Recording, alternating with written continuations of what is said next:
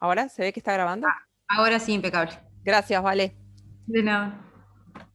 Bueno, como les decía entonces, vimos la clase pasada que era necesario tener en cuenta dos eh, grandes aspectos de las reacciones químicas, que eran el aspecto termodinámico y el aspecto cinético. O sea, lo que tenía que ver con los aspectos energéticos y entrópicos involucrados en una determinada reacción química, por un lado, y por otro lado, lo que tenía que ver con la velocidad. Y habíamos visto también la clase pasada, a ver si logro que esta presentación adelante, ahí va, que con uno podíamos utilizar el delta G0 como medida de cuán desplazada iba a estar una reacción a la derecha, ¿sí? Porque el delta G0 lo podíamos relacionar con el valor de la constante de equilibrio, ¿sí? Y cuando habíamos visto también que cuando teníamos una determinada reacción que podía haber varios productos distintos, lo que íbamos a llamar el producto termodinámico era aquel que daba lugar a el delta G0 más negativo, o sea, aquel que daba lugar a los productos más estables, que tengan una energía libre estándar de Gibbs menor, ¿sí? Pero como también tenemos que considerar para las reacciones la velocidad de las reacciones, muchas veces eso que la termodinámica predice, o sea, esos productos que la termodinámica predice, no son necesariamente los que se van a obtener, por lo menos no los que se van a obtener en primera instancia, porque nosotros podemos tener una determinada reacción que pueda dar distintos productos y que la formación de esos productos tengan distintas velocidades. Entonces, desde el punto de vista cinético, lo que va a ocurrir es lo que tenemos acá, ¿verdad? Que la reacción que va a ocurrir, los productos que vamos a obtener van a ser aquellos que tengan la menor energía de activación, ¿sí? ¿Se acuerdan que la energía de activación era esta distancia, ¿verdad? El salto energético entre la energía de los reactivos y la del complejo activado, ¿sí? De todas estas que tenemos acá, la reacción celeste sería la reacción más lenta, porque es la que tiene la energía de activación más alta. Y habíamos visto también con este ejemplo concreto de una cosa de nuestra vida diaria, que es la reacción del cloro con el agua, que el cloro con el agua puede dar dos reacciones, como decíamos, puede haber dos productos, ¿sí? Desde el punto de vista termodinámico, el producto de la primera reacción, o sea, cloruro y oxígeno, o sea, la oxidación del agua por el cloro, es una reacción que es termodinámicamente favorable. ¿Cómo sé eso? Porque tiene un potencial estándar positivo. No lo habíamos visto, por lo menos no lo habíamos repasado este año, pero ustedes lo vieron en química general, que el potencial estándar, como se ve en la ecuación que está acá abajo, se puede relacionar con el delta G0 y por lo tanto con la constante de equilibrio. Un potencial estándar positivo significa una constante de equilibrio mayor que 1. ¿Sí? Por lo tanto, esa reacción, la primera, es termodinámicamente favorable. Sin embargo, la reacción de cloro con agua también puede dar otros productos, que son los que se muestran en la reacción de más abajo, ¿verdad? Puede dar cloruro y hipoclorito, ¿sí? La reacción correspondiente de la dismutación del cloro. Esta reacción, como ustedes ven acá, tiene un potencial estándar que es negativo, lo cual significa que su constante de equilibrio es menor que 1, ¿sí? Es una constante de equilibrio baja, es una reacción que diríamos que está muy poco desplazada a la derecha. Pero ¿qué es lo que sucede? Eso es lo que nos dice la termodinámica. De estos dos productos, la termodinámica dice que deberíamos tener mayor cantidad de los de arriba porque la constante de equilibrio de la reacción de arriba es mucho más grande. Sin embargo, la segunda reacción, la reacción de desproporcionación o dismutación del cloro, es una reacción que es muchísimo más rápida. Por lo tanto, la dismutación del cloro va a dar como productos cloruro y ácido hipocloroso o hipoclorito, dependiendo del pH, mucho más rápidamente. Y por lo tanto, cuando yo disuelvo cloro en agua, lo que voy a tener es cloruro e hipoclorito. Si dejo pasar suficiente tiempo y en presencia de la luz que cataliza la reacción de arriba, algo de oxidación voy a tener. Pero los productos que voy a tener en este caso van a ser los productos cinéticos. Ustedes pueden preguntarse entonces, ¿yo cómo sé para una determinada reacción si voy a tener el producto que me dice la termodinámica o el que me dice la cinética? Y bueno, la respuesta a esa pregunta es depende. Pero, como yo le decía en la clase pasada, en general, sacando esta que es una excepción típica, las reacciones inorgánicas dan lugar al producto termodinámico más estable. Y en todo lo que vamos a ver en la segunda parte, nosotros vamos a tratar de predecir comportamientos y explicar comportamientos en función de la termodinámica, y cuando corresponda vamos a decir, sí, la termodinámica, ok, pero ojo que en este caso tenemos problemas cinéticos y vamos a tratar de explicar por qué.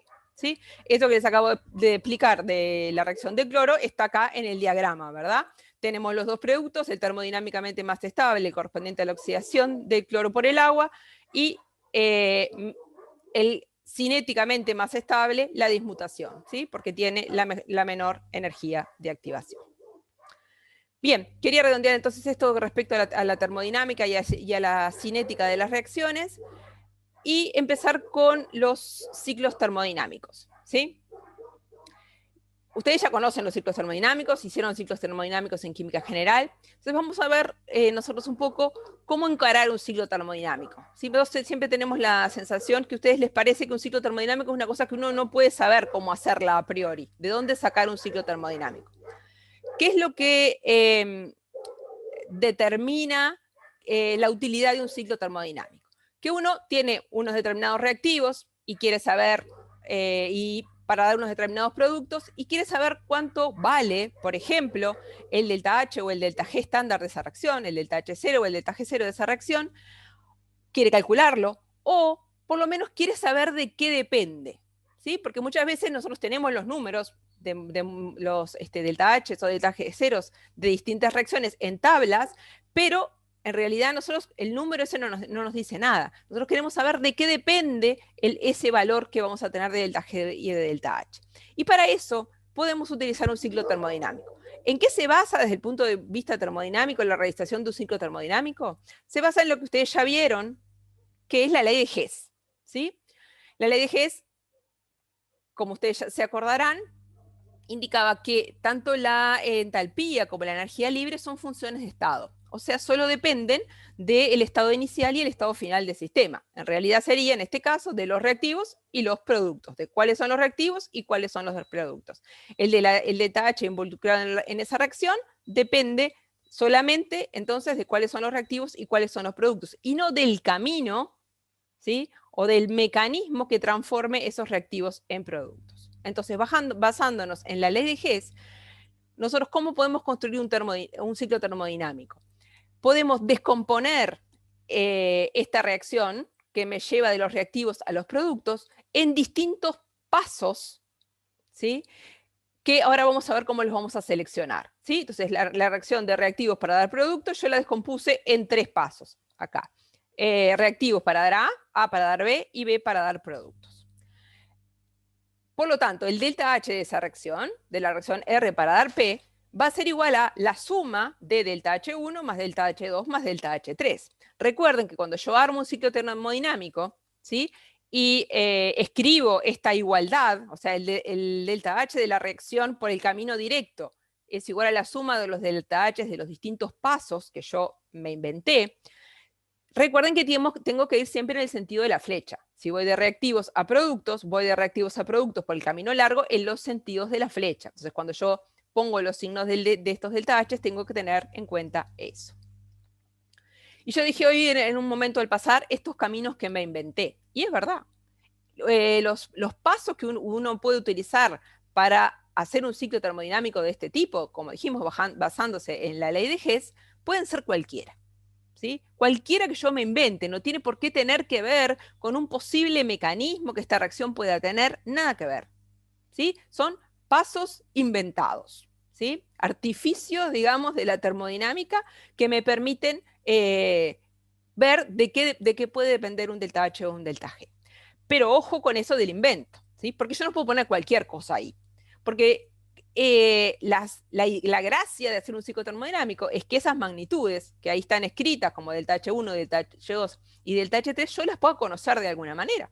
Si no, eso no tiene ningún sentido, ¿sí? Entonces, esas magnitudes termodinámicas pueden ser propiedades atómicas como energías de ionización, afinidades electrónicas, pueden ser energías de enlace, delta H de formación, delta H de combustión, cosas que yo fácilmente puedo conocer cómo varían o incluso tener el valor, ¿sí? Que puedo sacar de una tabla de datos termodinámicos, ¿sí?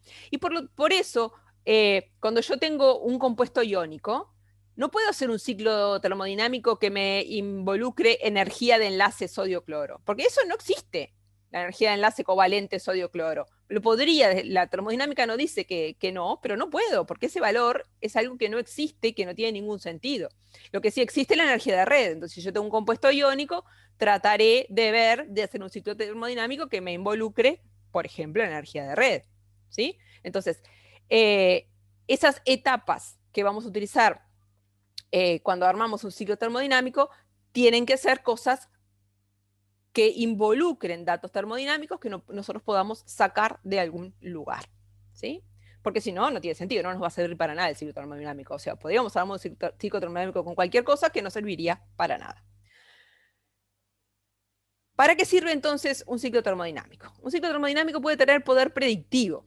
O sea, yo tengo una reacción, reactivos para dar productos, y quiero decir, ¿esta reacción es termodinámicamente favorable? ¿Esta reacción se va a dar, por ejemplo, a temperatura ambiente? ¿Sí? Si yo no conozco el valor del delta G0 delta G0 de esa reacción y por lo tanto no conozco su constante de equilibrio, puedo tratar de ver qué magnitudes termodinámicas van a afectar ese delta G0 o ese delta H0 para tratar de predecir, ¿sí? Por ejemplo, la espontaneidad de la reacción o cuán desplazada a la derecha va a estar una determinada reacción. Pero también un ciclo termodinámico puede tener un poder explicativo, ¿sí? Por ejemplo, yo tengo un dato experimental, la acidez de los ácidos halogenhídricos, ¿sí? Ácido fluorhídrico, clorhídrico, bromhídrico y iodhídrico, ¿sí? En solución. Sé cómo varía, ¿por qué sé? Porque lo medí. Puedo tener como dato experimental los K/A, las constantes de acidez de esos ácidos. Y quiero explicar por qué varían de esa manera, porque hay una determinada variación a lo largo de la tabla periódica, ¿sí? Voy a poder entonces utilizar un ciclo termodinámico que me permita ver con qué variables que yo conozco de esos ácidos halogenhídricos puede estar relacionada la acidez, por ejemplo, ¿sí? Y vieron que ahí yo les puse un signo de pregunta al poder predictivo y al poder explicativo de un ciclo termodinámico porque son muy útiles los ciclos termodinámicos, extremadamente útiles, y ustedes lo van a ver a lo largo de todo este curso, pero tampoco son mágicos. A veces no nos permiten hacer las predicciones que quisiéramos hacer, ni dar explicaciones concretas, ¿sí? Sin mirar los números. Si yo tengo números, sí, ahí sí, porque los números mandan. Pero cuando yo quiero hacer simplemente ver variaciones de una determinada magnitud, a veces el poder predictivo explicativo de los ciclos termodinámicos es más o menos limitado, ¿sí? Vamos a ver ejemplos de todo esto que estoy diciendo. Y vamos a arrancar con un ciclo termodinámico sencillo, iónico, que ustedes conocen, ¿sí? Y en definitiva lo que quiero hacer con este ciclo termodinámico es explicar la afirmación que está escrita ahí arriba. Para los alcalinos alcalinotérreos, la estabilidad de los óxidos, dice, disminuye al aumentar Z en el grupo 1, ¿sí? Como se ve acá, disminuye al bajar en el grupo, disminuye la estabilidad, ¿sí? Y aumenta al aumentar Z en un periodo. Recuerden que habíamos dicho que cuando hablábamos de estabilidad y no estábamos haciendo ninguna otra aclaración, nos estábamos refiriendo a la estabilidad de esos compuestos, en este caso de los óxidos, frente a su descomposición en sus elementos en estado estándar, ¿sí? Que es la reacción que está puesta ahí, ¿sí? Y por lo tanto, como medida de la estabilidad íbamos a utilizar lo que llamamos el delta G de formación. Por eso yo le estaba marcando acá abajo los números que teníamos que mirar para ver que era verdad lo que dice en la afirmación, que la estabilidad de los alcalinos aumenta al bajar en el grupo, o sea, paso de un delta G de formación más negativo a uno menos negativo, ¿sí? Cuanto más negativo el delta G de formación, más estable es el compuesto. Y lo contrario para los alcalinotérreos, ¿verdad? Cuando comparo, perdón, el alcalino con el alcalinotérreo. Óxido de sodio, menos 376, óxido de magnesio, menos 569, ¿sí? El delta G de formación, cuando me muevo a la derecha, ¿sí? En el periodo, se hace cada vez más negativo. Cuanto más negativo, más estable. O sea, la estabilidad aumenta, ¿sí? Recuerdan que eso es lo que habíamos visto.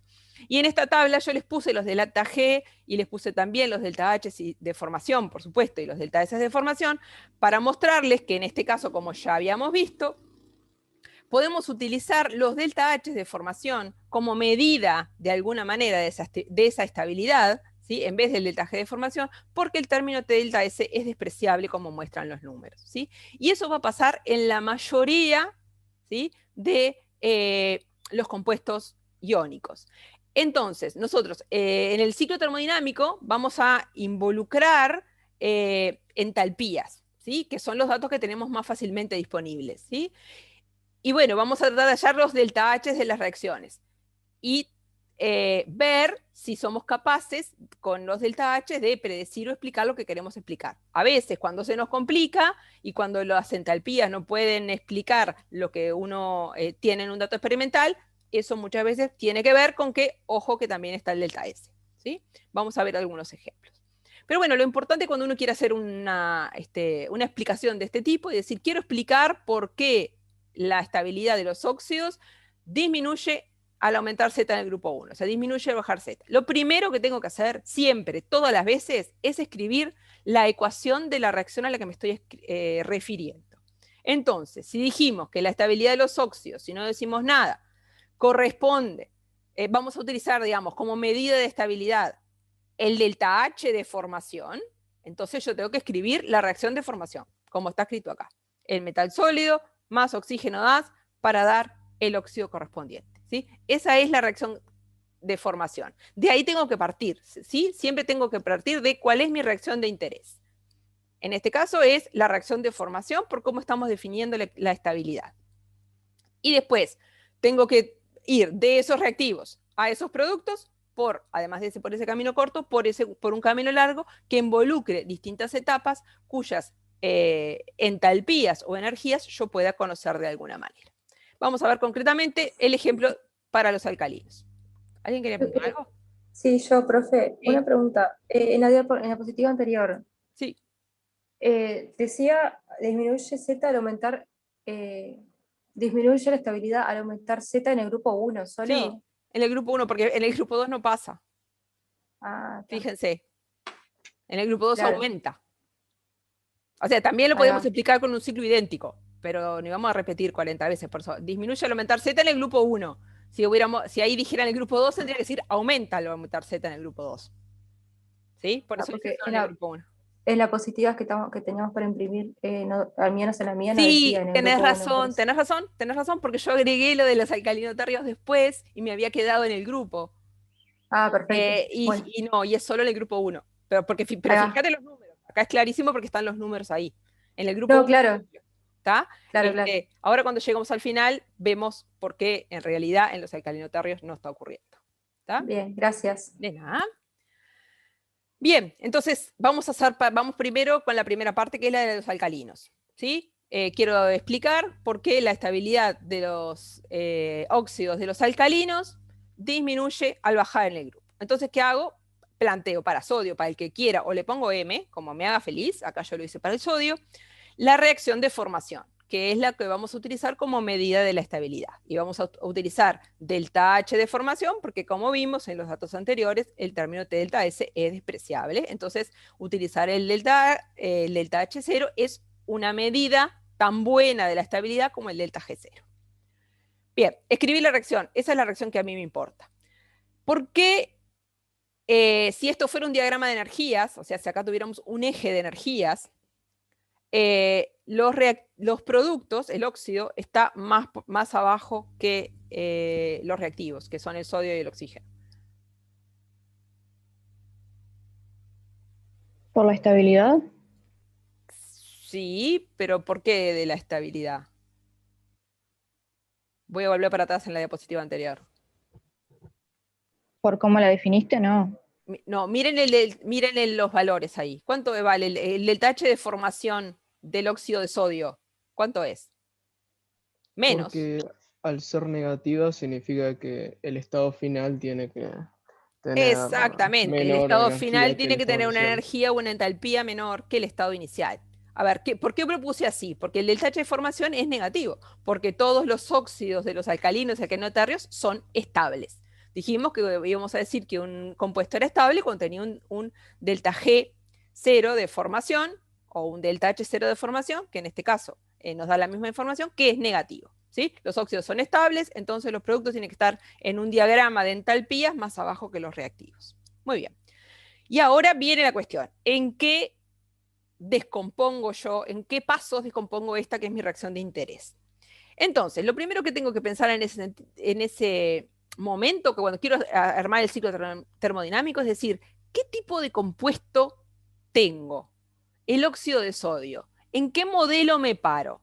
¿Es un compuesto molecular? ¿Es un compuesto iónico? ¿Es una red covalente? ¿En qué modelo de enlace me paro? Porque eso va a determinar que los pasos que yo seleccione sean algo que se pueda relacionar con algún dato termodinámico que puedo sacar de una tabla. Entonces tengo que saber en qué modelo de enlace me tengo que parar. En este caso, ¿ustedes en qué modelo de enlace se pararían cuando yo estoy estudiando la estabilidad del óxido de sodio? Iónico. Iónico, ¿verdad? ¿Por qué iónico? Tengo un metal, tengo un no metal, tengo un metal, tengo un no metal. Por lo tanto, para empezar, me paro en un modelo iónico. ¿Sí? Muy bien. Entonces, ¿qué datos solemos tener nosotros de los compuestos iónicos? ¿O podemos calcular fácilmente? Yo tengo un compuesto iónico. ¿A qué le puedo calcular fácil, sin demasiado esfuerzo? La electroafinidad. La electronegatividad de los átomos. Estamos diciendo de un ¿Energía de compuesto red? iónico. Claro, le Bueno, puedo calcular la red. energía de red con la ecuación de Kaputinsky, ¿se acuerdan? Bien, entonces, mi ciclo termodinámico, con un poco de suerte, me tiene que involucrar la energía de red, ¿verdad? Porque es una cosa que fácilmente puedo calcular. Entonces, si yo quiero tener la energía de red, yo tengo que de alguna manera transformar los elementos en estado estándar en los iones correspondientes en el estado gaseoso, ¿verdad? Entonces, voy para ese lado. Apreté la dirección correcta. Voy a transformar entonces el sodio gaseoso en ion sodio más gaseoso, que es lo que preciso para formar la red del óxido de sodio, ¿sí? La energía involucrada en esa reacción es para pasar de sodio sólido a el ion sodio más gaseoso. Es 2 veces el delta H de sublimación del sodio, porque lo tengo que pasar a estado gaseoso, más 2 veces la primera energía de ionización del sodio, para pasar de sodio gas a sodio más gas, ¿verdad? ¿Están de acuerdo conmigo con que esa es la energía involucrada en este paso? Sí. Sí. Bien, ¿y por qué voy para arriba ahora? Porque hay que aportar energía para... Las energías son positivas. Exactamente.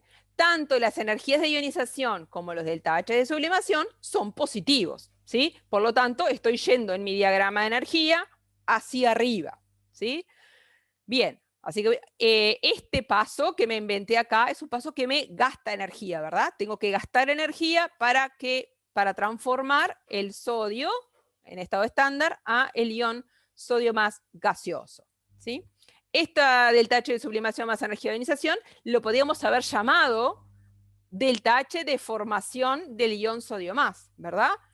Les digo eso ¿por qué? Porque muchas veces en las tablas o en los propios ejercicios o en nuestras propias diapositivas o en los libros, ustedes pueden ver lo mismo llamado distinto, ¿sí? El delta H de formación del ion sodio gas es del pasaje de sodio sólido a ion sodio más gaseoso, ¿sí? Muy bien, tenemos ese paso. Ahora tenemos que hacer lo mismo con el oxígeno, ¿verdad? Con la molécula de oxígeno. Y hoy está brava para ir para el otro lado. Y transformarla, ¿sí? En transformar el oxígeno en el anión óxido, ¿sí? Para eso, ¿qué tenemos que hacer? Romper el enlace oxígeno-oxígeno de medio mol de oxígeno y además sumar la primera y la segunda afinidad electrónica del oxígeno, ¿sí? De vuelta, pregunto, ¿por qué voy para arriba acá? Porque también es algo que necesita energía. Que gasta energía, ¿sí? La disociación de los enlaces siempre gasta energía, ¿sí? La formación del enlace es un proceso energéticamente favorable. Cuando yo lo quiero romper, necesito energía. Así que el delta H de disociación va a ser siempre positivo. ¿Y las electroafinidades? Son muy chiquitas. Siempre son positivas, ¿no? No. La primera electroafinidad es negativa para la mayoría de los elementos, ¿sí? Lo vimos en la clase pasada. Para la mayoría, la primera es negativa. Y la segunda es siempre positiva y siempre mucho mayor que la primera. Así que la suma de la primera y la segunda siempre es positiva. Siempre. ¿Sí? Para cualquier átomo. ¿Sí? A pesar de que la primera electroafinidad puede ser negativa, la suma de la primera con la segunda siempre da positiva. Así que ese proceso es un proceso que siempre consume energía. ¿Sí? Bien, también alguien dijo por ahí que los valores de las afinidades electrónicas serán pequeños. Es verdad, en general influyen poco. ¿Sí? Muy bien, ¿y quién me cierra el ciclo ahora para ir de los iones gaseosos a el óxido sólido? La energía de red. La energía de red, exactamente. Muy bien. Y fíjense lo que me quedó allá arriba de todo, ¿sí? Que es que el delta H de formación, que es lo que yo quiero evaluar, es igual a la suma de todo lo que tiene que ver con el metal, la sublimación y la energía de ionización para formar el ion gaseoso, lo que tiene que ver con el no metal para formar el anión gaseoso y la energía de red. Muy bien. ¿Qué es lo que se ve claramente en este ciclo cuando yo lo dibujo así? Que para que el delta H de formación sea negativo, la energía de red del compuesto que se forma tiene que ser capaz de devolverme de alguna manera la energía que yo gasto en formar los iones gaseosos. ¿Sí? El delta H de formación es negativo porque la energía de red, ¿sí?, en valor absoluto, es mayor que la suma de todos estos parámetros energéticamente desfavorables en mi ciclo. ¿Se entiende eso, verdad? Entonces, yo mirando este ciclo, sabiendo que el delta H de formación es negativo, puedo saber que la energía de red, numéricamente, la magnitud de la energía de red es mayor que la magnitud de las otras, la magnitud de las otras propiedades que teníamos involucradas. Y acá están los números, ¿sí? Como ustedes ven ahí, los números son comparables, o sea, no es que estamos hablando de números muy grandes contra números muy chicos, ¿sí? Pero sí, definitivamente, el valor absoluto de la energía de red es mayor que la suma de los componentes que tienen un delta H positivo, ¿sí?, que me generan el gasto de energía, ¿sí? Esto para el óxido de sodio.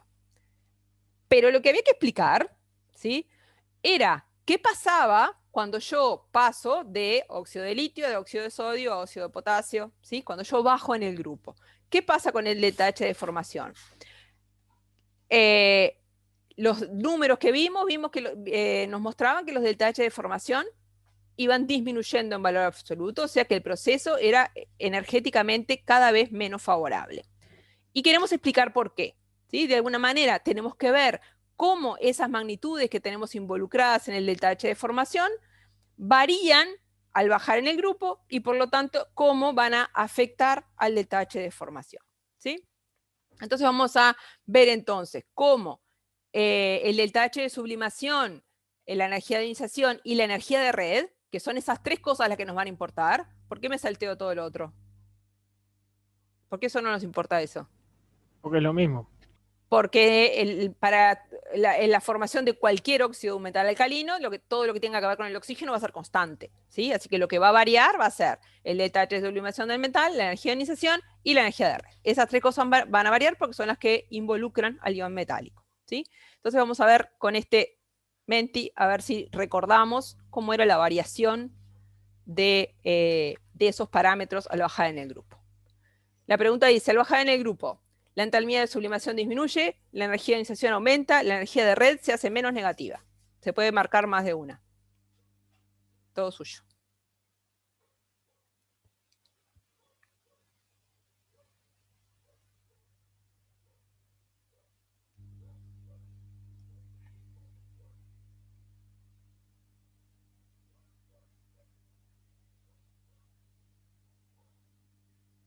¿Qué pasó? ¿Nadie vota? ¿Tan tímidos Tengo una hoy? pregunta. Sí. Que diga que la energía de ionización aumenta, ¿quiere decir que cada vez es más difícil arrancarle el Claro, electrón? la energía de ionización es positiva. Si digo que aumenta, no puede haber duda. Son números cada vez más grandes. Cada vez más difícil arrancar el electrón. Gracias.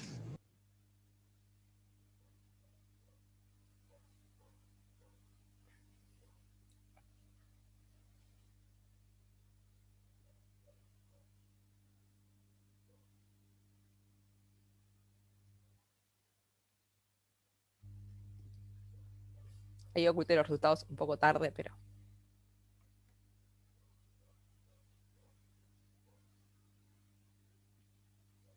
Dejamos unos minutitos más.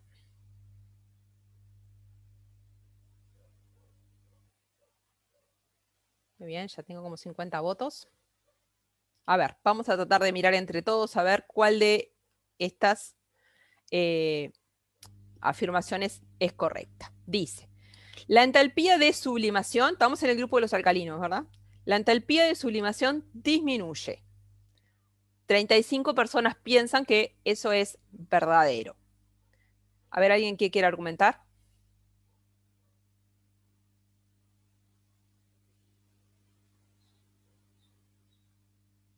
¿Nadie quiere argumentar? ¿Se acuerdan? Lo vimos en la clase pasada. Vimos cómo variaba la estabilidad de una red metálica, ¿sí?, al bajar en el grupo. Y la estabilidad de la red está directamente relacionada con el delta H de sublimación, porque cuando yo sublimo un metal lo que hago es romper la red, ¿sí? Y habíamos visto que la estabilidad de la red para el caso de los metales alcalinos y también para los alcalinotérreos, cuando yo bajo en el grupo, la red se hace cada vez menos estable. Y ya hemos explicado por qué eso era debido a que aumenta el número cuántico principal de los orbitales atómicos que están involucrados en la formación de la banda de esa red metálica, y al aumentar el número atómico, el solapamiento entre esos orbitales atómicos se hace menos eficiente y por lo tanto la estabilidad de la red disminuye. Por lo tanto, la entalpía de sublimación disminuye al bajar en el grupo de los alcalinos. Eso es correcto, ¿sí? Vieron, como les dije, cosas que vimos que parecían totalmente abstractas, las estamos utilizando para hacer o para explicar la variación de una estabilidad de un compuesto, ¿sí? La otra dice, la energía de ionicización aumenta. ¿Está bien eso? ¿Aumenta al bajar en un grupo? No, disminuye. No, No. disminuye. Recuerden, ¿se acuerdan que les dije? Ustedes tienen que acordarse de cómo varían las propiedades atómicas periódicas. Eso hay que saberlo, sí o sí. Y la energía de ionización disminuye al bajar en el grupo porque el electrón más externo, el que quiero sacar, está en un orbital con número cuántico principal mayor, ¿sí? Así que esa no era correcta. Y la última dice, la energía de red se hace menos negativa al bajar en el grupo. ¿Eso es verdadero o falso?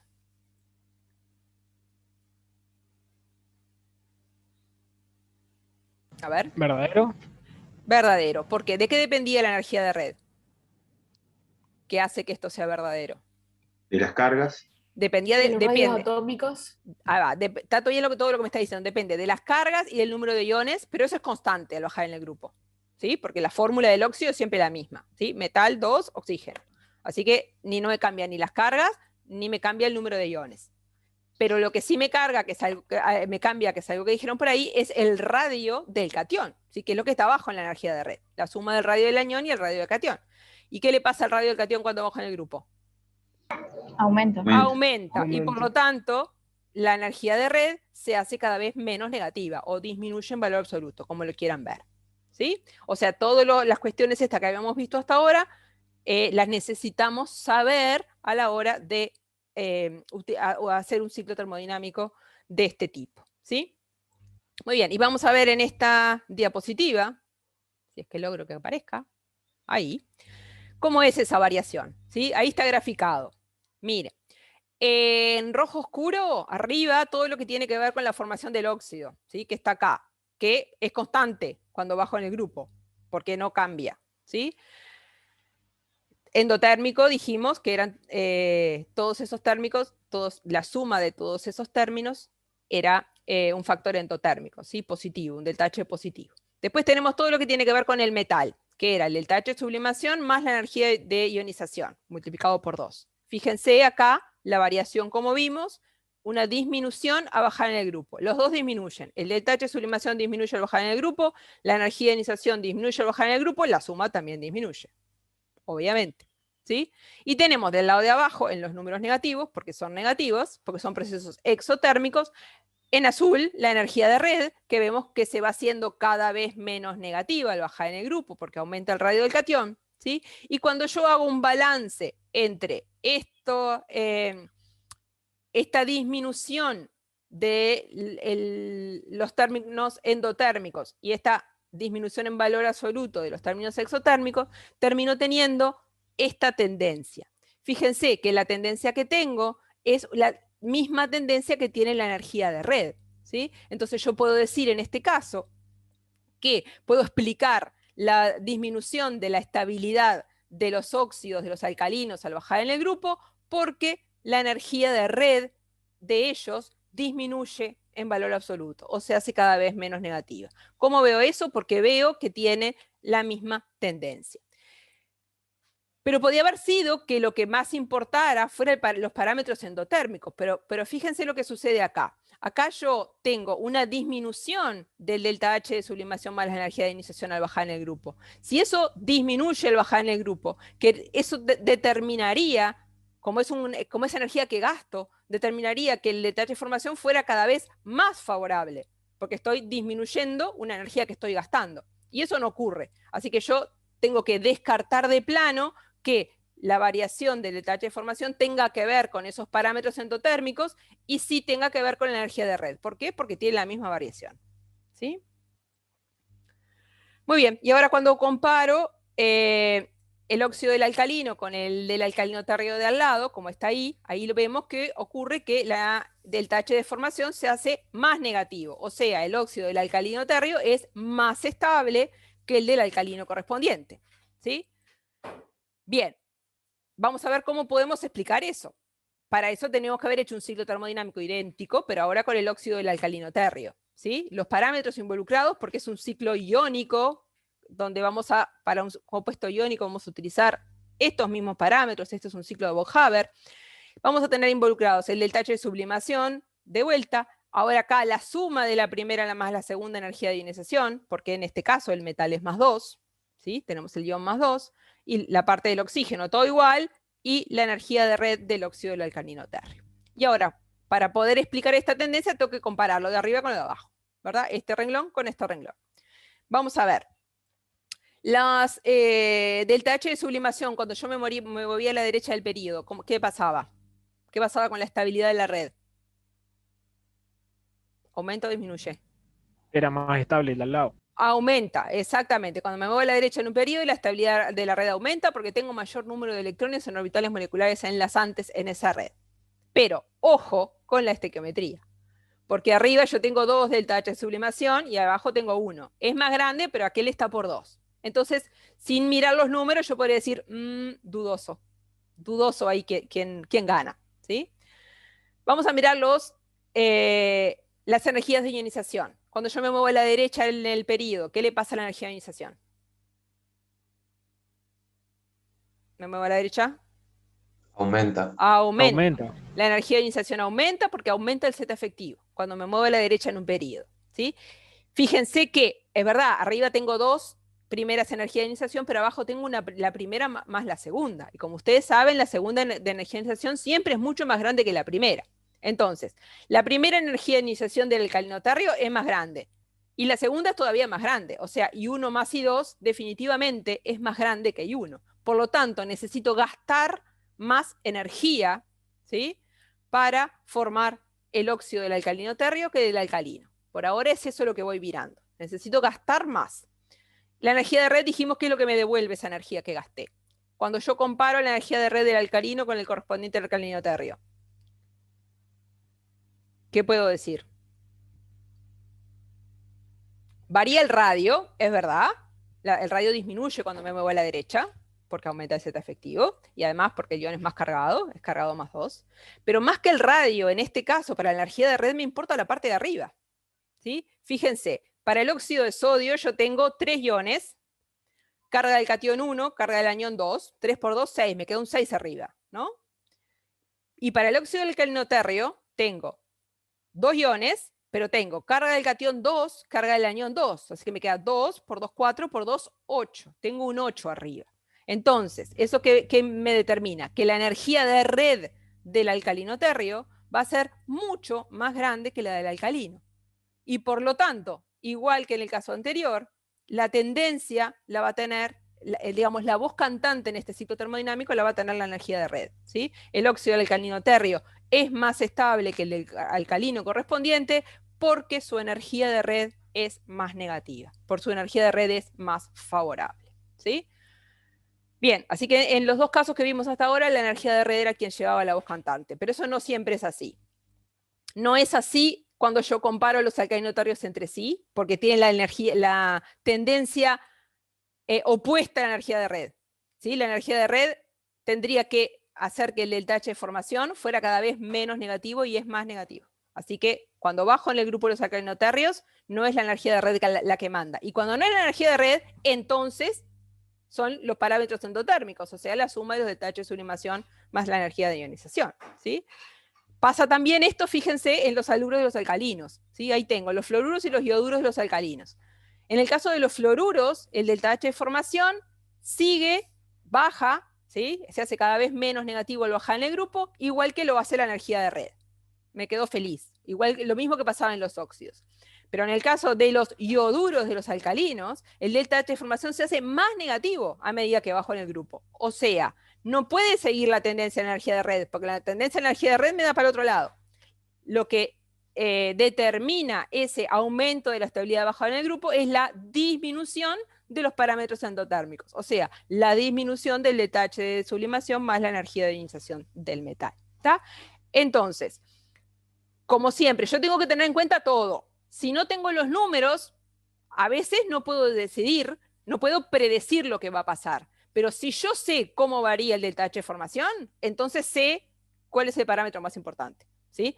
Cuál es el que va a determinar esa tendencia, ¿sí? Si yo no sé cómo varía, entonces puedo decir, bueno, si esto es más grande que esto, entonces puede hacer una o la otra. Pero con el diario del lunes, como dice nuestro señor presidente, yo si sé cómo varía, entonces sé cuál es el parámetro que más importa, ¿sí?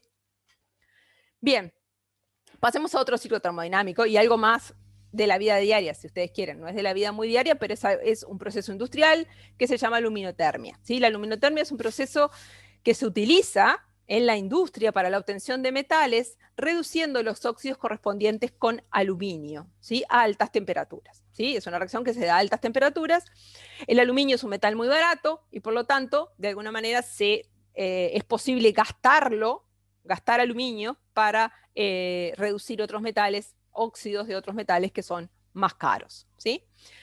Bien, entonces lo que uno podría pensar en este caso es, la reacción correspondiente a la luminotermia es esa reacción que tengo ahí, es una reacción que es termodinámicamente favorable, pero que es cinéticamente lenta, como explicamos, se necesita una chispa para que la reacción comience, o alta temperatura para que la reacción comience, y después a alta temperatura la reacción sigue ocurriendo sola, ¿sí? Pero yo podría querer saber, socorro, ¿qué está sucediendo?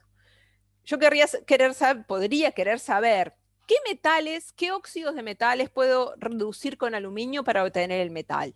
Ahí está el ejemplo del hierro, pero yo podría pensar, el cromo lo puedo obtener así, el reño lo puedo obtener así, ¿sí? ¿Qué metales puedo obtener por aluminotermia?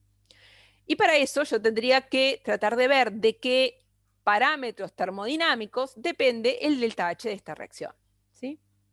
Como se ve en esta reacción, son todos sólidos los que están involucrados, así que poco probable que el delta S acá tenga algo que ver, ¿sí? Porque hay todos sólidos. Así que si mirando el delta H podemos estar prácticamente seguros que podemos ver cuán desplazada a la derecha estará esta reacción mirando el delta H. Bien, una primera opción, cuando uno tiene una reacción cualquiera, es utilizar los delta H de formación para plantear los pasos del ciclo termodinámico, ¿sí?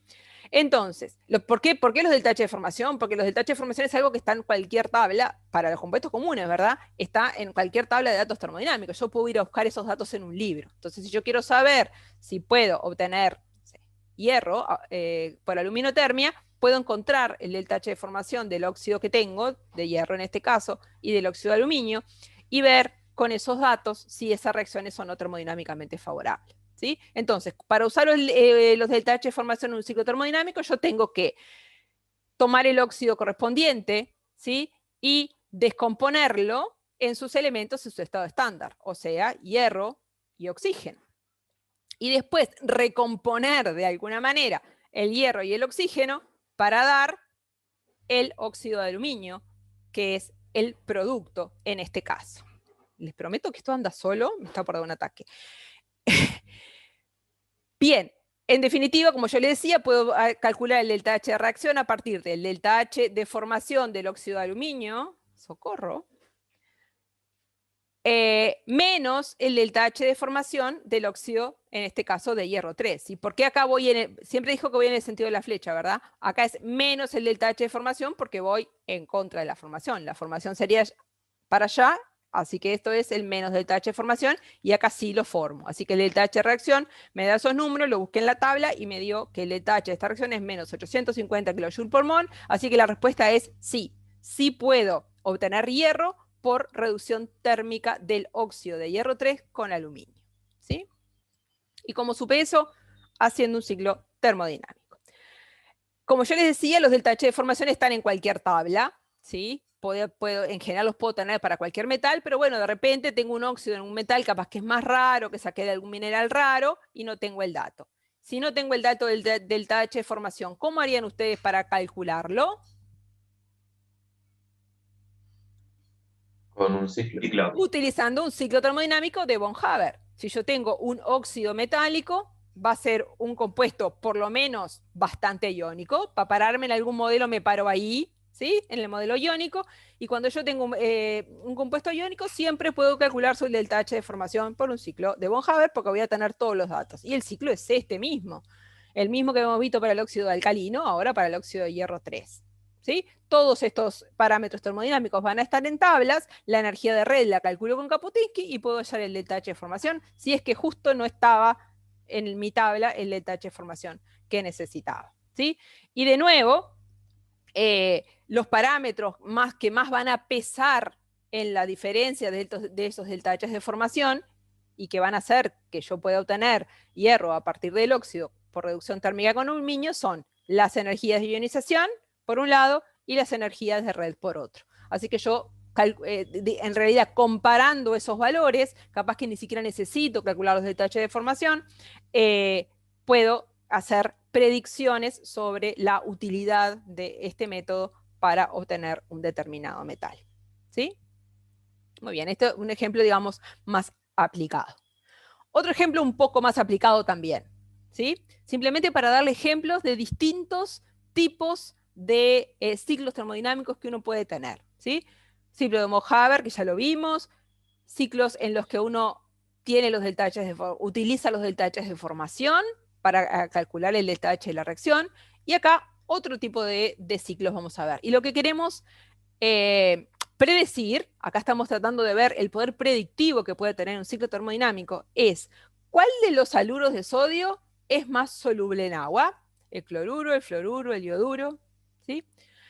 Entonces, como siempre, lo primero que tengo que hacer es escribir la ecuación de la reacción que quiero estudiar. ¿Qué reacción quiero estudiar? Quiero estudiar la disolución de los haluros de sodio en agua. Entonces, ¿qué hago? Escribo la reacción de disolución. O sea, el haluro de sodio sólido para dar los iones acuosos. Acá se disolvió. El delta H de esa reacción es el delta H de disolución. ¿Sí? Quiero ver la variación de ese delta H de disolución al bajar en el grupo de los halógenos, en este caso, ¿sí? Porque van a ser todos haluros de sodio, y ver si, cómo me varía ese delta H de disolución para poder decir cuál es el más soluble en agua. Entonces, ¿qué puedo hacer? ¿Qué ciclo termodinámico me puedo inventar? Este haluro de sodio, ¿qué compuesto va a ser? ¿Qué tipo de compuesto? Iónico. Modelo de enlace iónico. ¿Cómo sé? Porque tengo un sodio, que es un metal, un haluro, que es un no metal. Con un poco de suerte, esto se va a comportar como un compuesto iónico. Ok, entonces parto de ahí. Como siempre, todos sabemos que después puede haber variaciones respecto al carácter covalente. Pero para pararme en un modelo, me paro en ese. Me paro en el modelo iónico. Bien, si me paro en un modelo iónico, sé que para que ocurra la disolución, ¿sí? Lo primero que tengo que hacer es romper la red iónica de ese haluro de sodio. ¿Sí? Va a ser un compuesto iónico, una red tridimensional de aniones y cationes, haluro y sodio, y lo primero que tengo que hacer es romper la red. ¿Sí? Después que rompo la red y tengo los iones gaseosos, lo que va a ocurrir, lo que tiene que ocurrir para poder cerrar ese ciclo, ¿sí? Es que esos iones gaseosos van a tener que ser hidratados, van a tener que pasar a los iones acuosos. Así que el ciclo, cuando yo me planteo la disolución, siempre va a ser este. Rompo la red para dar los iones gaseosos, hidrato los iones. ¿Sí? No hay mucha variación. ¿Por qué este ciclo termodinámico y no otro? Porque son los datos que tengo. ¿sí? Siempre que tengo un compuesto iónico, la energía de red la puedo calcular por Kaputinsky. Y para transformar un ion gaseoso en algo disuelto, siempre tengo que utilizar deltaches de hidratación, que también los puedo encontrar en las tablas, ¿sí? Así que en definitiva, el deltache de la disolución del haluro va a ser igual a menos la energía de red. Pongo menos la energía de red porque tengo que ir en el sentido de la flecha, no puedo, ¿sí? De acá para acá, camino corto, de acá para acá por el camino largo. Esto es menos la energía de red, ¿sí? Y estos son los deltaches de hidratación, que es lo que corresponde a la hidratación de los iones gaseosos. Bien, y ahora como siempre que quiero hacer, tratar de predecir una tendencia al bajar en el grupo, tengo que ver cómo varían esas dos cosas. Cómo varía la energía de red y el deltache de hidratación cuando cambio el haluro, ¿sí? Cuando voy de fluoruro de sodio a cloruro de bromuro y a ioduro, ¿sí? La energía de red, ¿cómo varía?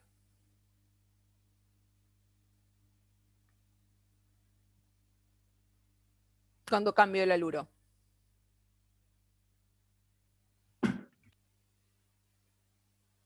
Disminuye. ¿Disminuye? ¿Qué quiere decir? ¿Se hace cada vez menos negativa? No, al revés, se hace cada vez más positiva. ¿no? A ver. No, se hace cada vez Pensemos menos negativa. la porque energía, aumentan el- escuchen, la energía de red como nosotros la estamos definiendo es siempre negativa, ¿sí? Porque la estamos definiendo a partir de los iones gaseosos para dar el sólido, ¿sí? Entonces, la cuestión va a ser si se hace más negativa o menos negativa. Eso quiero saber. Quiero que me contesten más negativa y menos negativa, porque a veces aumenta y disminuye, puede traer confusión. menos negativa a bajar en un grupo porque aumenta el radio. Exactamente. ¿Qué es lo que me varía cuando yo paso de fluoruro, cloruro, bromuro de sodio a ioduro de sodio? Me aumenta el radio del anión.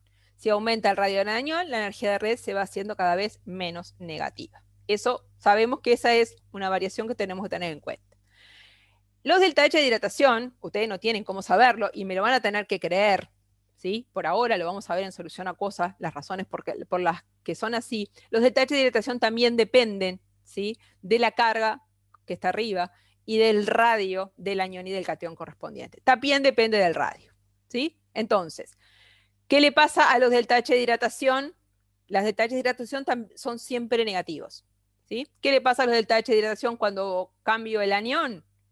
Al del catión no le pasa nada, ¿verdad? Pero al del anión lo que le pasa es que también se va a hacer cada vez menos negativo, cada vez menos favorable.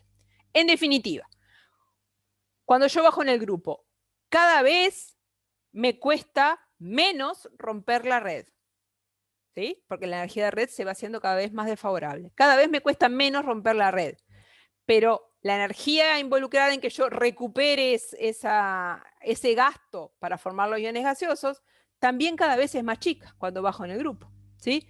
Entonces tenemos claramente acá, de vuelta, igual que vimos en el ciclo de von Haber, dos tendencias contrapuestas. Una que me dice que la estabilidad iría para un lado y otro que me dice que la estabilidad iría para el lado contrario, ¿sí?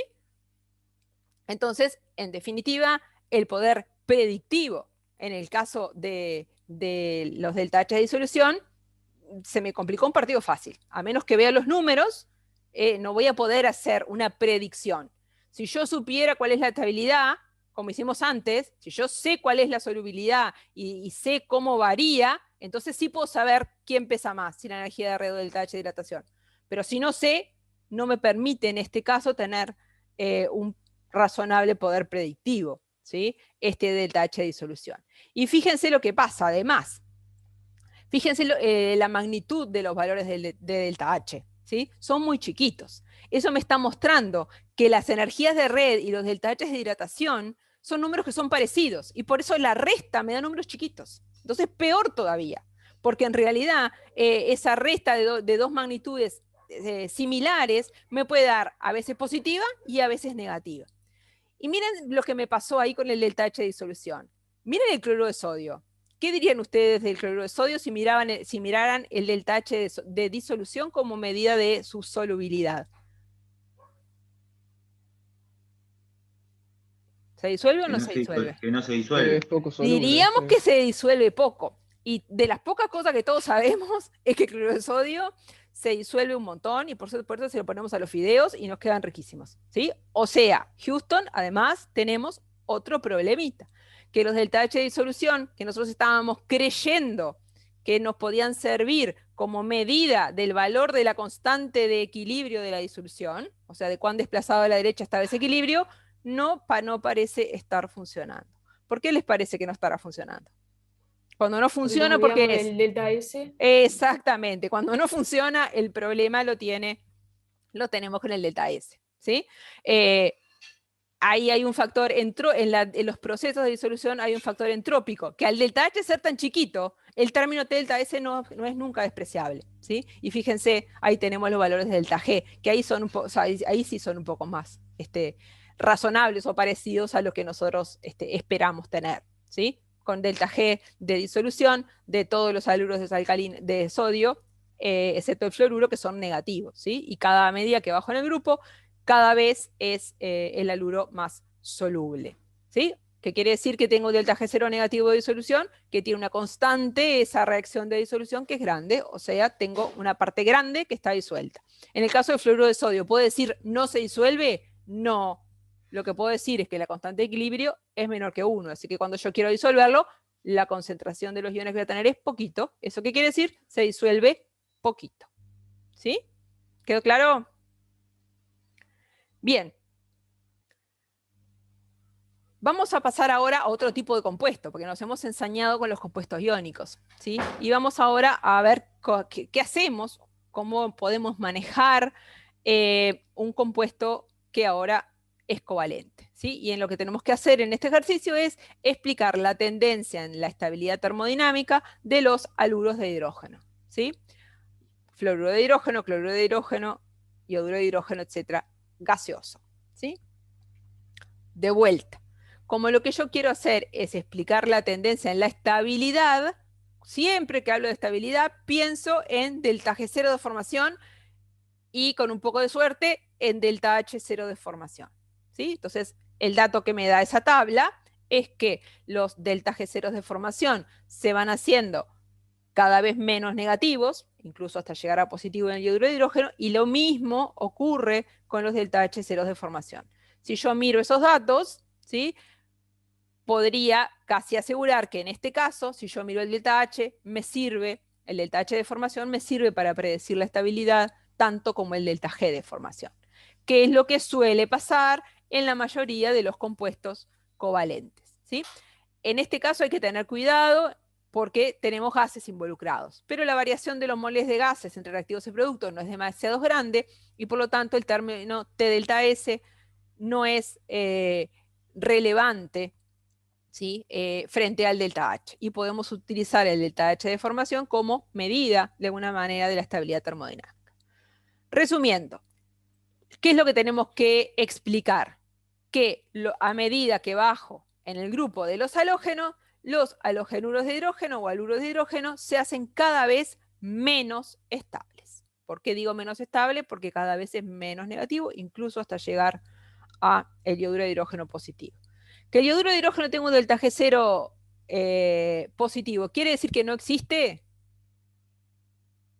No. No, quiere decir que es poco estable. Quiere decir que si yo lo tengo en un balón, a la larga se me va a ir descomponiendo y me va a dar iodo de hidrógeno. ¿Sí? ¿Por qué? Porque esta reacción, si tiene un delta G0 que es positivo, quiere decir que está relativamente desplazada para los reactivos. No quiere decir que no se forme. Quiere decir, sobre todo cuando tiene un 2, ¿no? Si fuera 2000, ahí podríamos dudar. Quiere decir que simplemente el equilibrio está poco desplazado a la derecha, así que si yo pongo ioduro de hidrógeno en un balón, lo tapo, voy a tener yodo e hidrógeno ahí en equilibrio con el ioduro de hidrógeno. Muy bien, vamos a tratar de ver cómo armo el ciclo, ¿sí? De vuelta, como siempre, primero que nada, escribo cuál es mi reacción de interés. Si yo quiero hablar de estabilidad, la reacción que me interesa es la reacción de formación. Y lo voy a hacer para el cloruro de hidrógeno, pero podría haber sido igual para cualquiera, ¿sí? Habíamos visto que los delta H de formación, el delta H de formación para el cloruro de hidrógeno era negativo, y por lo tanto en mi ciclo termodinámico el delta H de formación me va para abajo, ¿sí? La formación del compuesto a partir de los elementos en los estados estándar. Escribí mi reacción de interés, que es la que tengo que analizar cómo varía al bajar en el grupo de los halógenos. Y ahora tengo que pensar, ¿qué pasos le pongo a este ciclo termodinámico? ¿Sí? ¿En qué pasos lo descompongo? ¿Qué tipo de compuesto es el cloruro de hidrógeno? Como les dije yo, lo primero hay que pensar siempre en qué modelo de enlace me paro. Covalente. Covalente, ¿verdad? ¿Están todos de acuerdo? Hidrógeno, no metal, cloro, no metal. Probablemente esto sea un compuesto, probablemente no, es un compuesto molecular. El enlace ahí es covalente. Va a ser más o menos polar ese enlace, dependiendo de la diferencia de electronegatividad, pero lo que es un hecho es que el enlace es covalente, ¿sí? Dos no metales que se unen entre sí dan lugar a un enlace covalente, más o menos polar, pero covalente. Así que, ¿tendría algún sentido yo plantear en este ciclo termodinámico la existencia de iones o una energía de red? No, porque no tiene que ver con esto, ¿sí? Porque en realidad esto es un compuesto covalente. Cuando yo tengo un compuesto covalente, las magnitudes termodinámicas que voy a siempre querer involucrar en el ciclo van a ser la ruptura y formación, las energías de enlace, ¿verdad? La ruptura y formación de esos enlaces covalentes. Entonces, cuando yo tengo un compuesto covalente, como en este caso, o un ciclo que está formado por todos compuestos moleculares, lo que tengo que hacer es, a los reactivos, le rompo todos los enlaces para tener los átomos aislados, ¿sí? Que sería, otra vez para otro lado, que sería, ahí en el caso de romper medio mol de moléculas de cloro, la energía involucrada sería la energía de enlace cloro-cloro. De vuelta, es un proceso endotérmico, por eso voy para arriba. Romper un enlace siempre cuesta energía. Y ahora voy a hacer lo mismo con la energía de enlace con el hidrógeno, ¿verdad? Y voy a romper medio mol de moléculas de hidrógeno. La energía de ese proceso es un medio de la energía de enlace hidrógeno-hidrógeno, que también es un proceso endotérmico. La ruptura de enlace siempre gasta energía. Alguien me tiene que devolver esa energía que gasté, ¿sí? Para que el delta H de formación de cloruro de hidrógeno sea negativo, ¿sí? ¿Y quién me la devuelve? ¿Qué va en la raya acá larga? En la que va de arriba para abajo. El enlace. La energía cloro-hidrógeno. de enlace cloro-hidrógeno. Si el delta H de formación del cloruro de hidrógeno es negativo, como vimos que era, eso quiere decir que el enlace que se forma, el enlace cloro-hidrógeno, compensa la energía que yo tengo que gastar para romper los enlaces cloro-cloro e hidrógeno. ¿Sí? Entonces, cuando yo tengo un ciclo que involucra compuestos que tienen enlaces covalentes, siempre en mis pasos van a estar involucradas las energías de enlace. ¿Sí? Bien, pero ahora, igual que en el ciclo anterior, la gracia de esto era ver, cuando yo cambio fluoruro por cloruro por ioduro, cómo me cambian esas energías de enlace, cómo varían, ¿sí? Al bajar en el grupo de los halógenos, para poder saber yo cuál es de estas energías, cuál es la que más afecta al delta H de formación. O sea, ¿de qué depende el delta H de formación? ¿Con cuál de estas, la variación de cuál de estas energías puedo explicar la variación del delta H de formación? Porque lo sé, porque era dato, estaba en la tabla de la diapositiva anterior. ¿Sí? Muy bien, vamos a ver entonces, si nos acordamos, cómo eran las variaciones de las energías de enlace. Lo mismo que hicimos para el iónico lo hacemos ahora para las energías de enlace, que es lo que necesitamos acá. Y por eso es importante saber cómo varían. Dice la pregunta, al bajar en el grupo de los halógenos, ¿no? Y ahí tenemos, en esta solo hay una correcta. Y tenemos tres opciones. La energía de enlace halógeno-halógeno disminuye al bajar en el grupo.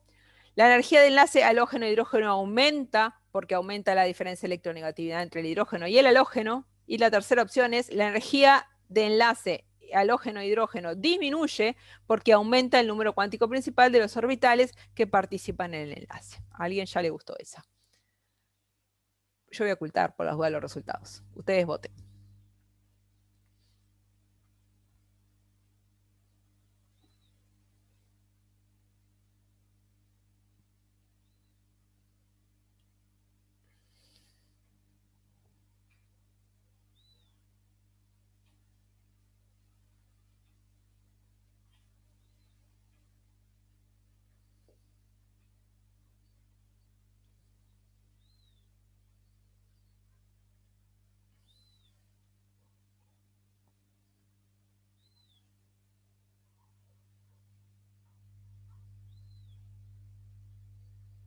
Muy bien. Ya tenemos 28 votos. 31 votos.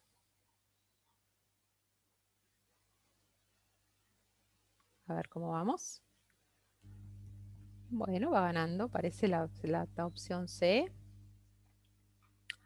Bien, vamos a ir como vamos a hacer, mientras los compañeros siguen votando, vamos a hacer como hicimos en la vez anterior y vamos a analizar las variaciones de esta que yo escribí ahí, a ver si son verdaderas o falsas. La primera dice, la energía de enlace halógeno-halógeno disminuye. Algunos creen que es verdad y otros creen que es mentira. ¿Alguien quiere argumentar o explico yo? Los que no la marcaron, ¿por qué no la marcaron?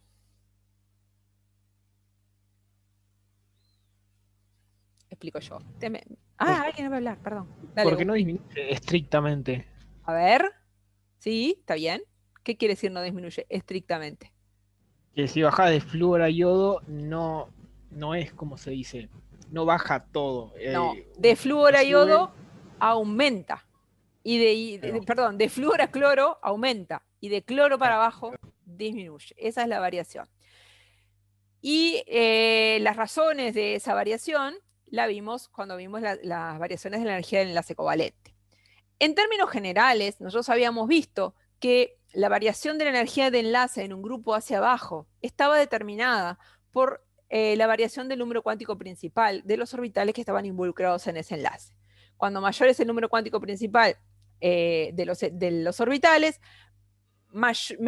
menos eficiente es el solapamiento y por lo tanto la energía de enlace disminuye. Eso en términos generales. O sea, al bajar en el grupo, podríamos decir en términos generales que la energía de enlace disminuye. Pero, había un pero, y en este caso se cumple el pero, que cuando en ese enlace que yo estoy considerando están involucrados elementos del segundo período, o sea que son bien chiquititos, ¿sí? De pequeño tamaño, y que a su vez, a su alrededor, cuando forman ese enlace covalente, le quedan pares de electrones no enlazantes, existe una repulsión entre esos pares de electrones no enlazantes, que en este caso sería en la molécula de flúor, que hace que la energía de ese enlace, ¿sí?, sea mayor de lo que debería, menor de lo que debería ser, ¿sí? Porque hay una repulsión, entonces eso hace que esa energía del enlace sea menor. Entonces, en el caso de la energía de enlace en los halógenos, no baja regularmente, ¿sí?, al bajar en el grupo, sino que la de flúor es chica, aumenta la de cloro y después sí baja. La de flúor es chica, por lo que acabo de explicar, de la repulsión de los pares de electrones, ¿sí? Entonces, la que queda más grande, en definitiva, es la de cloro, y después de cloro para abajo baja. ¿Por qué? Porque aumenta el número cuántico principal de los orbitales involucrados en el enlace, lo que hace que el solapamiento para la formación del enlace covalente sea menos eficiente. Así que esa no era correcta. La segunda dice, la energía de enlace HX aumenta porque aumenta la diferencia de electronegatividad entre H y X. Esta afirmación tiene dos partes. Una cosa importante que ya se los empezamos a aclarar desde ahora. Cuando tiene una afirmación que tiene dos partes, uno tiene que discutir la veracidad de las dos partes. La primera parte dice, la energía de enlace HX aumenta. ¿Eso es verdad o mentira? Al bajar en el grupo. La energía del enlace HX aumenta o disminuye. Es mentira. Disminuye. Eso es falso. La energía del enlace HX disminuye por lo que ya acabo de explicar. Si cuando yo bajo en el grupo, aumenta el número cuántico principal de los orbitales involucrados en el enlace con el hidrógeno en este caso, y por lo tanto la energía del enlace disminuye porque la eficiencia de solapamiento es peor. Así que ya la primera parte está mal. Y ahora la explicación. Porque aumenta la diferencia de electronegatividad entre H y X. De hecho, no aumenta, ¿sí?, disminuye, pero eso es lo de menos. La cuestión es la electronegatividad. Cuando yo bajo en el grupo, no tiene nada que ver con la energía de enlace. Cuando yo bajo en un grupo, cuando yo hago comparaciones en un grupo, el factor que pesa es el aumento del tamaño de los orbitales, del número cuántico principal de los orbitales. La electronegatividad sí puede cambiar para un lado o para el otro, no me importa, la ignoro. La electronegatividad al bajar en el grupo no me importa. En definitiva, la respuesta correcta es la última, la que fue más votada, que es que la energía de enlace disminuye porque aumenta el número pico principal de los orbitales de X que participan en el enlace. Muy bien. En definitiva, acá están los números para que los veamos, pero en general, cuando nosotros hacemos un ciclo termodinámico es porque no tenemos los números, entonces queremos hacer estas predicciones que estamos haciendo, mirando las tendencias periódicas, y ahí tenemos los valores de la energía de enlace HX, que disminuye al bajar en el grupo, la energía de enlace halógeno-halógeno, que es chiquita para el flúor, por la repulsión, aumenta y después disminuye, por la misma razón, y en definitiva eso hace que los delta H de formación de los haluros de hidrógeno tengan esta tendencia. La energía de enlace hidrógeno-hidrógeno no la estoy considerando porque es constante, y yo ahí quiero ver una variación. En definitiva, si ustedes tuvieran que decir cuál de las dos energías de enlace es la que lleva la voz cantante y la que determina la variación del detalle de formación de los halógenos de hidrógeno, ¿la energía de enlace HX o la energía de enlace XX? HX. Exactamente, la energía de enlace HX. ¿Cómo me doy cuenta? La energía de enlace HX disminuye y el detalle de formación también disminuye, ¿sí? Que la energía XX tiene una variación, pero va para el otro lado, ¿sí? Si fuera esa la que llevara la voz cantante, la estabilidad tendría que ser al revés, ¿sí? Porque recuerden que esta es energía que gasto, esta es energía que se me devuelve al sistema por la formación del enlace, ¿sí? En el flúor hay claramente una irregularidad que está determinada porque acá gasto menos, porque la energía flúor-flúor justo es chiquita. Como gasto menos, en definitiva, me queda más negativa, digamos, mucho más negativa el delta H de formación del fluoruro de hidrógeno, ¿sí? Y el resto sigue tal cual la tendencia esta, no esta, porque acá cada cual gasto menos y sin embargo que a veces es menos estable. Gasto menos, pero además recupero poco, ¿sí? Muy bien, así que veo dónde me paro, me planteo mi ciclo termodinámico en función del modelo de enlace que estoy utilizando. En este caso fue de enlace covalente. Y como último ejemplo, ¿sí?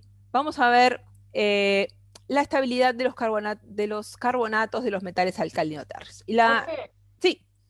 disculpa, ¿me puedes repetir? Entonces el que predomina, digamos, es la energía de enlace de XH o está mal? XH, porque Ahí vos va. fíjate cuáles son las tendencias. Fíjate que la energía XX disminuye al bajar en el grupo, ¿sí? Y la Sí. energía halógeno-anógeno también disminuye, pero está con signo contrario, ¿sí? Claro.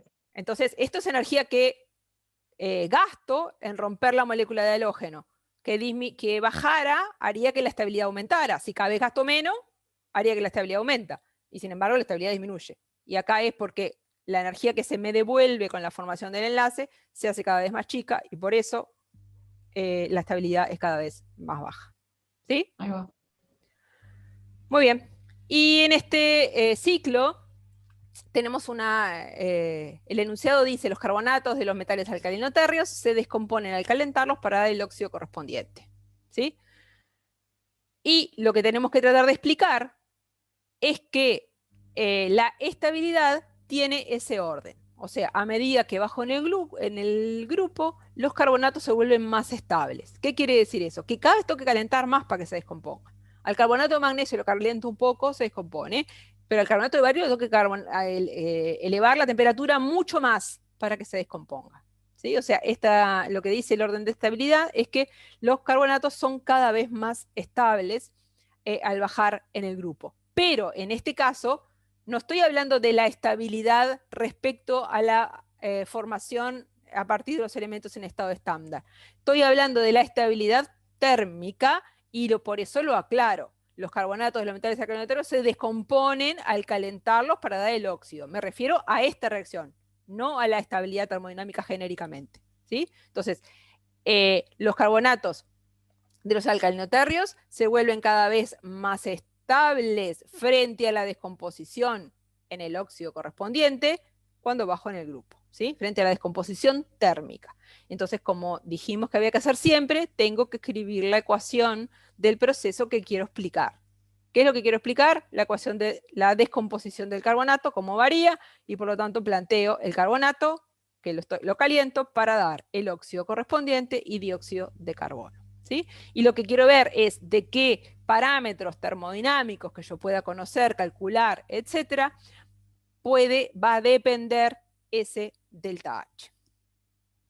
Y de vuelta, cuando tengo que pensar cuáles son los parámetros termodinámicos que voy a incluir en el ciclo, pienso en qué modelo me paro. ¿En qué modelo me paro en el caso de un carbonato de alcalino terrio? Iónico, ¿no? Iónico es el compañero. ¿Y cómo me doy cuenta? Estoy de acuerdo con el compañero. Yo también, estamos todos de acuerdo. Pero ¿cómo me doy cuenta? Porque en los otros casos que yo les decía, metal, no metal, iónico. No metal, no metal, covalente. Porque el carbonato es un anión. El carbonato es un anión. ¿Sí? Definitivamente el carbonato es un anión. Y a pesar que entre el carbono y oxígeno hay enlace covalente, ¿sí?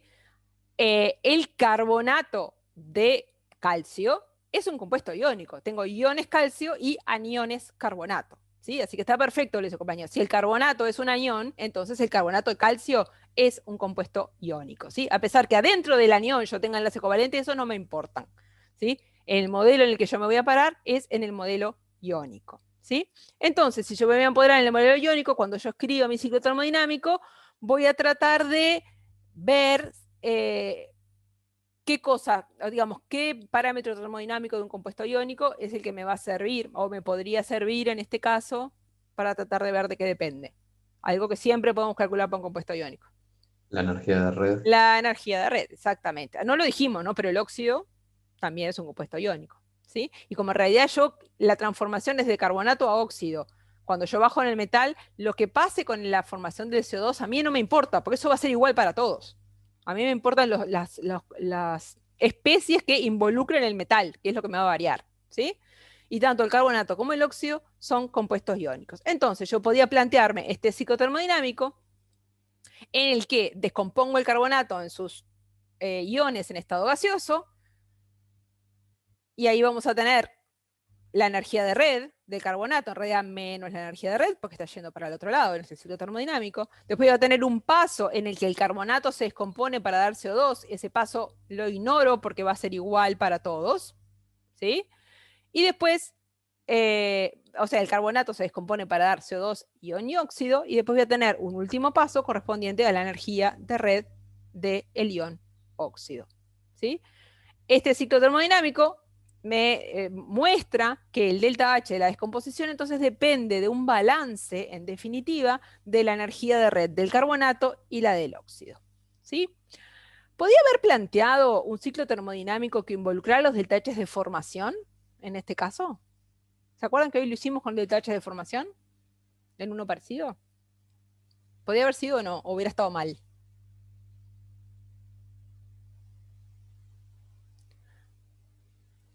Utilizar los delta H de formación nunca está mal.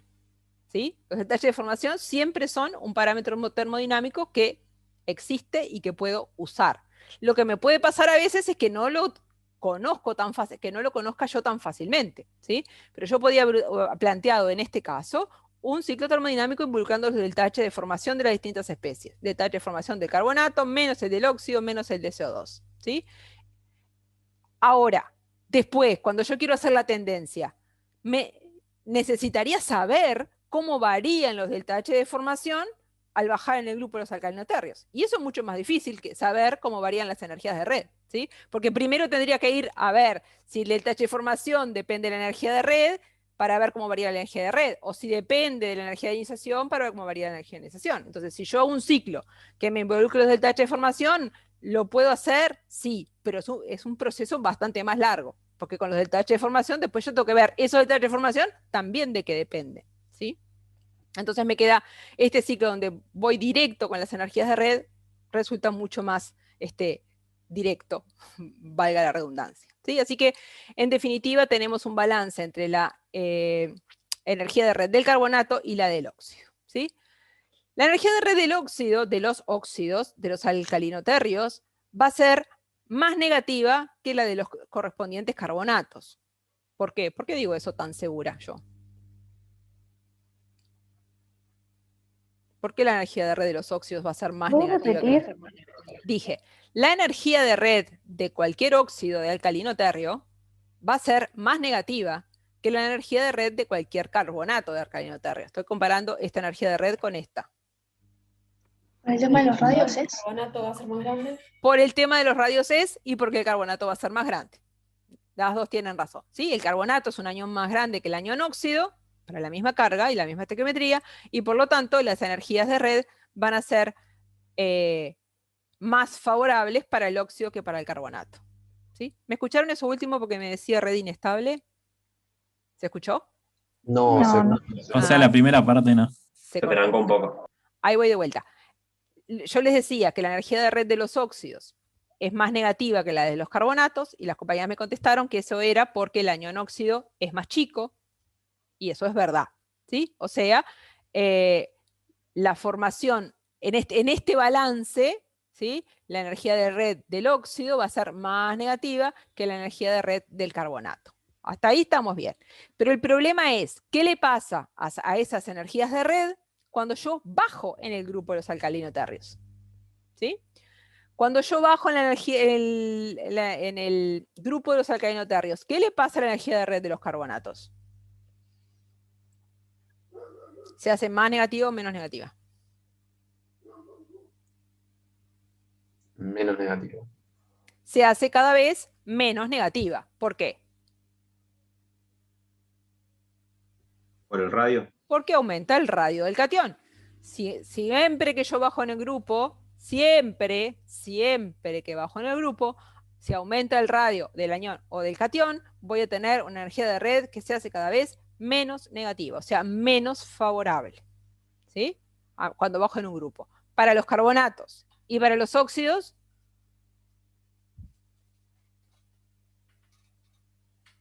igual, ¿verdad? Pasa exactamente lo mismo. Da lo mismo si el anión es carbonato, si el anión es óxido. Si el radio del catión aumenta al bajar en el grupo, la energía de red disminuye en valor absoluto, se hace cada vez menos negativo, ¿sí? Entonces, fíjense lo que pasa. Si yo tengo una energía una energía de red del carbonato, ¿sí? Que se hace cada vez menos negativa, quiere decir que sería cada vez más fácil descomponer el carbonato.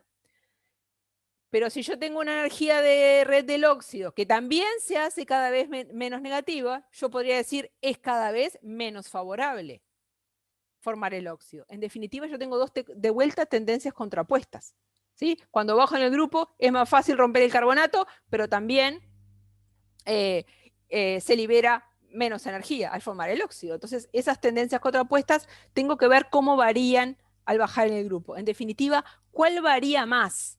¿Sí? O cuál varía más rápido, por decirlo de una manera, ¿sí? Y para eso podemos mirar acá en esta grafiquita, ¿sí? En esta grafiquita yo grafiqué ahí el valor absoluto, y por eso está positivo, de la energía de red en función de la suma de los radios del anión y del catión. Matemáticamente me da una curva parecida a esa, ¿no? Una hipérbola creo que es. Eso por supuesto que es una cosa muy aproximada. Entonces, vamos a ver lo siguiente. Dijimos que la energía de red de los óxidos era más negativa que la de los carbonatos, y que el anión óxido, ¿sí? Era, en definitiva, es más chico que el anión carbonato, ¿sí? Muy bien. Entonces, fíjense lo que sucede. Si yo me paro acá en el eje de los radios, yo voy a tener los óxidos acá, en la zona de los radios más chicos, y los carbonatos en la zona de los radios más grandes, ¿sí? ¿Por qué? Porque el óxido es más chico que el carbonato. Entonces, si yo estoy acá en la zona de los óxidos y hago una variación de tamaño del catión, o sea, paso de un catión más chico, que sería este punto donde estoy ahora, a este catión más grande, eso me genera esta variación en la energía de red, la correspondiente a ese círculo que yo les veo ahí. ¿Lo ven? Estoy acá en la zona de los óxidos porque estoy en la zona de los radios chicos. Si ahora me paso para esta zona, que es la zona de los carbonatos, el carbonato es más grande, y hago la misma variación de tamaño, paso de este tamaño de catión más anión a este tamaño de catión más anión, el efecto que tiene esa misma variación de radio sobre la energía de red es mucho más chico, por la forma matemática que tiene esa ecuación. En definitiva, una variación del radio me produce una disminución del valor absoluto de la energía de red, tanto del óxido como del carbonato, pero el óxido se afecta mucho más, la disminución es mucho más pronunciada en el caso del óxido que en el caso del carbonato. Y eso hace que la reacción de descomposición térmica se ve cada vez menos favorecida cuando bajo en el grupo, porque se desfavorece el carbonato y se desfavorece el óxido, pero el óxido se desfavorece mucho más. ¿Sí? Y eso es lo que de alguna manera me puede explicar esta estabilidad. Entonces vieron que a veces los ciclos son relativamente sencillos, a veces son un poco más complejos como este otro y hay que hilar un poco más fino en las variaciones, pero en definitiva nos permiten conocer, predecir y explicar en muchos casos datos experimentales, explicar tendencias periódicas utilizando los ciclos, ¿sí? A lo largo de todo el curso, en esta primera y en la segunda parte, todo el tiempo vamos a utilizar ciclos termodinámicos. Así que hagan el ejercicio de hacer ciclos termodinámicos, porque de verdad que es una cosa que usamos todo el tiempo y que sirve no solo para química inorgánica, sino para poder explicar muchas cosas en general, digamos, de los procesos químicos, lo que se da, lo que no se da, lo que se puede hacer, lo que no se puede hacer. ¿Sí? Y para todo eso usamos entonces los ciclos termodinámicos. Bien, terminamos entonces por acá. No sé si quieren hacerme alguna pregunta.